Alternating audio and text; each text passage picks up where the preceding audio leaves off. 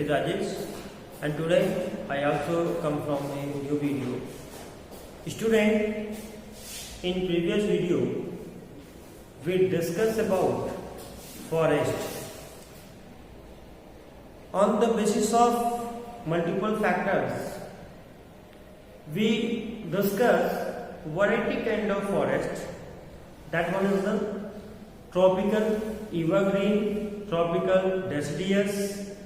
After that, temperate, evergreen, and temperate deciduous forest. These all four kinds of forest we already discussed.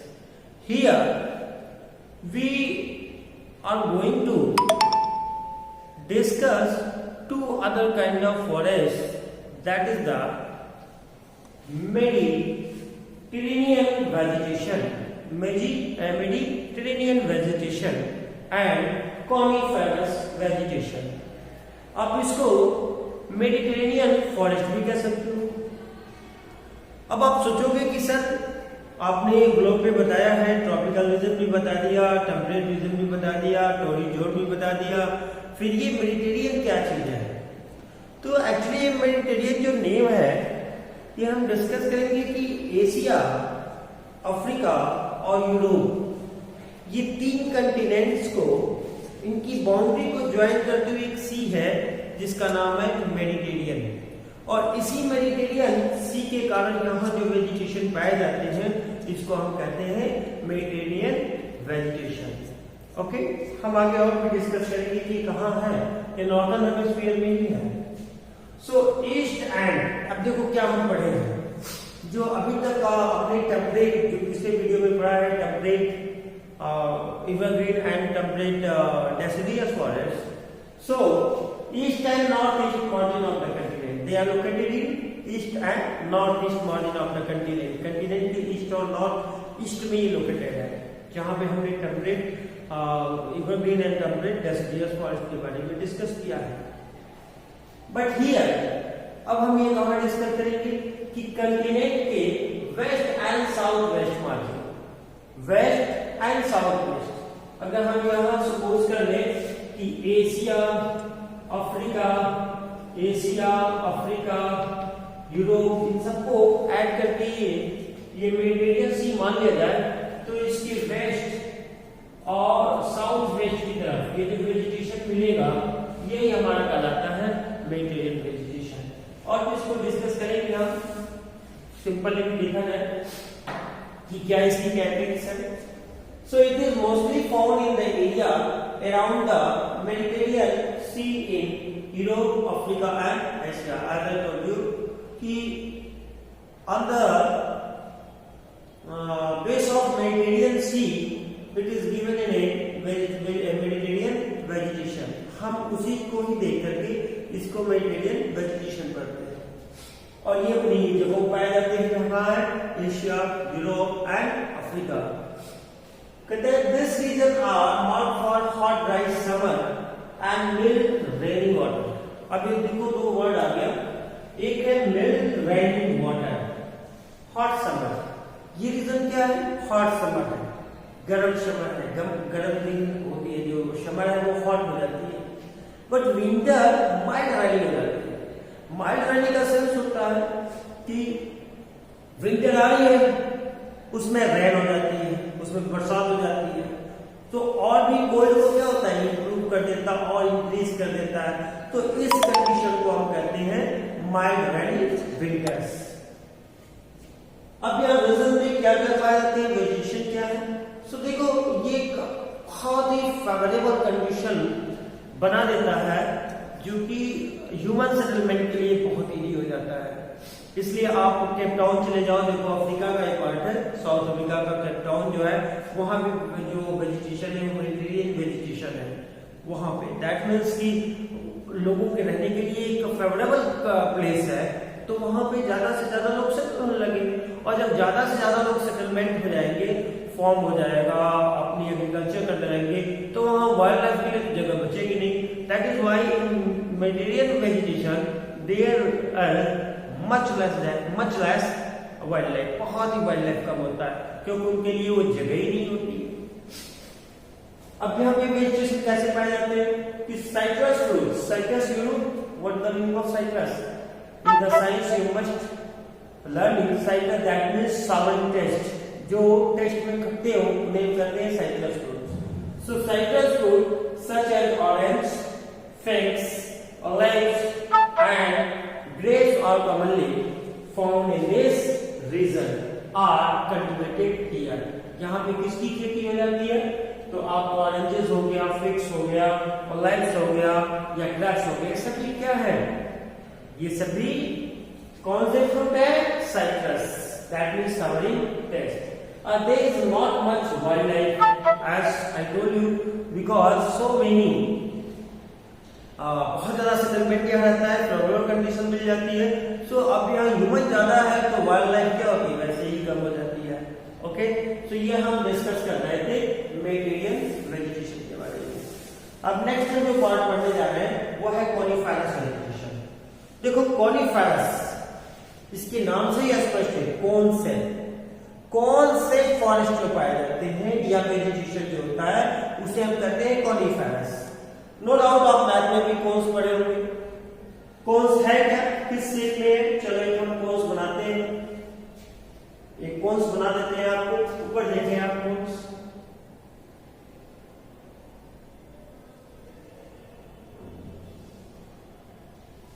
ये आप cons पढ़ोगे mathematics में भी।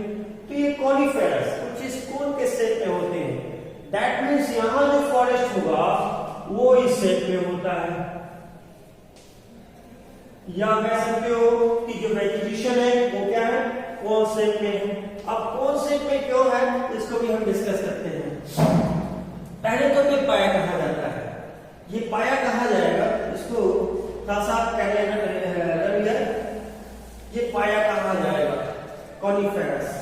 तो आप अगर एक ग्लोब देखते हो, मुझे लगता है कि अब क्लियर हो गया होगा आपको कि 0 डिग्री लैटिट्यूड हो गया, दैट मींस इक्वेटर हो गया, 23.5 डिग्री ट्रॉपिक ऑफ कैंसर हो गया, 23.5 डिग्री ट्रॉपिक ऑफ कैप्रिकॉर्न हो गया, और ये रीजन आपको फिर बता रहे हैं ट्रॉपिकल रीजन हो गया।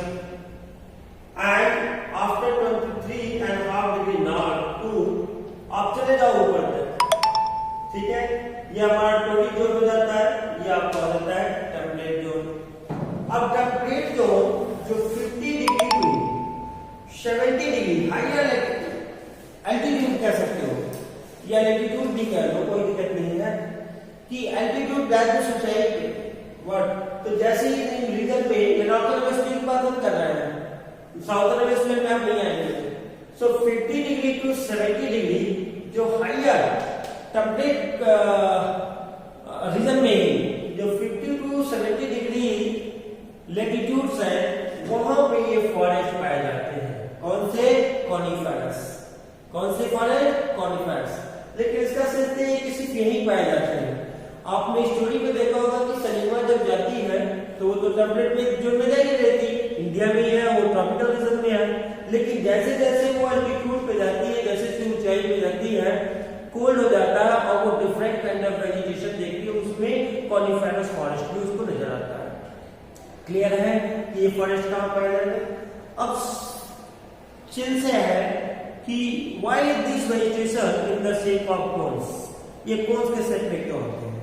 देखो ये 20 डिग्री छोड़ा हुआ है, ये फ्री, ये आपका टोरी जोन जो है ये कंप्लीट जो है क्योंकि सन रेज पहुंचती नहीं है, इसलिए थ्रू आउट द ईयर काफी आइसी होता है, पूरी तरीके से आइस से कवर होता है, तो उस कंडीशन में तो वेजिटेशन हो नहीं सकता। सो अगर 50 टू 70 डिग्री है तो यहाँ पे एक चिल्ड एटमॉस्फेयर होता है और जो रेन होती है वो आइस के फॉर्म में होती है। तो यहाँ कौन से में क्यों होते हैं इंटेलिजेंस? तो अगर प्लांट है और अगर जनरल जैसे हमने एवरग्रीन में देखा था या डेसिडियस फॉरेस्ट में देखा था, अगर सपोज करो कि ऐसे लिप्स उसके पास होंगे तो आइस जो है लिप्स पे आके स्टोर हो जाएगी और उस कंडीशन में स्टोमेटा जो है कंप्लीटली क्लोज जाएगा, जो कि सर्वाइव के लिए प्रॉब्लम क्रिएट कर देगी और सर्वाइव कर ही नहीं पाएगा प्लांट। सो इससे बचने के लिए इनके जो लिप्स होते हैं वो in the shape of coniferous, cons के शेप में हो जाते हैं स्लाइटली, ताकि आइस हो तो तो वो क्या हो, नीचे स्लिप कर जाए और जाकर के इकट्ठा होकर फिर वो मेल्ट होकर वाटर बन जाए। पूरे प्लांट को ही देख लिया जाए, पूरा प्लांट ही आपको मिलेगा कि वे जो शेप में होंगे वो कौन शेप में होंगे। ठीक है, ये हमारे कॉनिफेरस फॉरेस्ट है। तो देखिए in the final attitude of northern hemisphere that is specular coniferous forests are found. It is also called taiga. Important part is here कि coniferous forest और coniferous vegetation को आप कहते हो taiga. Actually taiga is ये part जो Russia का ज्यादा है, जैसे मैंने आपको बताया कि आपका यूरोपियन कंट्रीज में देख लेते हैं आप, एशिया और आप यूरेशिया वर्ल्ड देख लो ना, तो एशिया और यूरोप, यूरेशिया जिसमें मैक्सिमम पार्ट जो है आपका रशिया वगैरह का है। Taiga, taiga actually this is the word of a Russian, ये रशियन वर्ड है टैगा। और टैगा का सेंस है कि आप कह सकते हो होली, पवित्र या अनटच्ड, जिसको टच नहीं किया गया। अब अनटच इसलिए कहा गया है क्योंकि वेजिटेशन कहाँ है, हाई एल्टीट्यूड पे है, तो वहां ह्यूमन एक्टिविटीज नहीं के बराबर है, ह्यूमन जा नहीं पाते हैं, ह्यूमन से या अनटच्ड है वेजिटेशन, इसलिए रशियन लैंग्वेज में इसको कह देते हैं taiga. That means Holi and untouched place, जिसको अभी तक ह्यूमन के इंटरेक्शन में ज्यादा वो नहीं है, क्योंकि ह्यूमन बीच में पहुंच नहीं सकता है, बहुत ही कोल्ड है, ऐसा कंडीशन ही नहीं है कि वो सर्वाइव कर सके। तो अब देखते हैं कि यहाँ वेजिटेशन क्या है कि toll softwood, evergreen trees, very useful. यहाँ जो प्लांट्स हैं, ट्रीज हैं, वो टॉल है, सॉफ्टवुड है, जो कॉनिफेरस है। और ये ट्री जो है पाए जाते हैं विच use for making pulp. Pulp जो है पेपर से बनाए जाते हैं। साइंस में एक्टिविटी जो आप देखे होंगे कि आपको पल्प बना सकते हो। So making pulp, manufacture paper and newsprint. तो सॉफ्टवुड का यूज किया जाता है पल्प बनाने में। जो आप नोटबुक लिखते हैं ना, वो सब पल्प के द्वारा ही, ट्री के द्वारा ही बनता है। ये पेपर्स हो गया या न्यूज़प्रिंट हो गया, सो इनके सॉफ्टवुड का यूज किया जाता है। अब कौन कौन से ट्रीज हैं यहाँ पे? चीड़, pine, cedar are the important variety of trees. यहाँ जो पाए जाने वाले हैं वो चीड़, पाइन, सिडार, ये सभी जो है कौन सेट में होते हैं? Found important variety of tree. Wild life कैसा है यहाँ पे? अच्छा, आप देखो कि चिल्ड यहाँ पे इन्वायरमेंट है, तो वही सर्वाइव करेंगे जो उस कोल्ड के प्रति अपने आप को अडॉप्ट कर सके। तो कोई अडॉप्टेशन नहीं होगा तो कोई भी एनिमल, कोई भी लिविंग ऑर्गेनिज्म किसी भी एटमॉस्फेयर के प्रति सर्वाइव नहीं कर सकता है। तो अडॉप्टेशन एक बहुत बड़ी प्रॉपर्टी है किसी भी लिविंग बीइंग्स की। जैसे हमारा अडॉप्टेशन है टेरेस्ट्रियल, कि हम यहाँ टेरेस्ट्रियल धरती पे रह सकते हैं। अगर हमें वाटर में रख दिया जाए तो हमारा अडॉप्टेशन नहीं है, हमारे ऑर्गन्स ऐसे नहीं है कि अडॉप्ट कर पाए, सो हम वहां सर्वाइव नहीं कर पाएंगे। सिमिलर टेम्परेचर को देखा जाए तो अभी आप दिसंबर का मंथ है, मैंने जैकेट डाला हुआ है, बहुत ही कम टेम्परेचर अभी, फिर ये जैकेट हम लोगों का है क्योंकि हमारा अडॉप्टेशन उस कोल्ड, बिल्कुल चिल्ड जो एटमॉस्फेयर में रहने का नहीं है। तो यहाँ पे कौन से एनिमल सर्वाइव करेंगे या कौन से प्लांट सर्वाइव करेंगे जो उस चिल्ड एटमॉस्फेयर या चिल्ड एनवायरनमेंट के प्रति अपने आप को अडॉप्ट कर ले।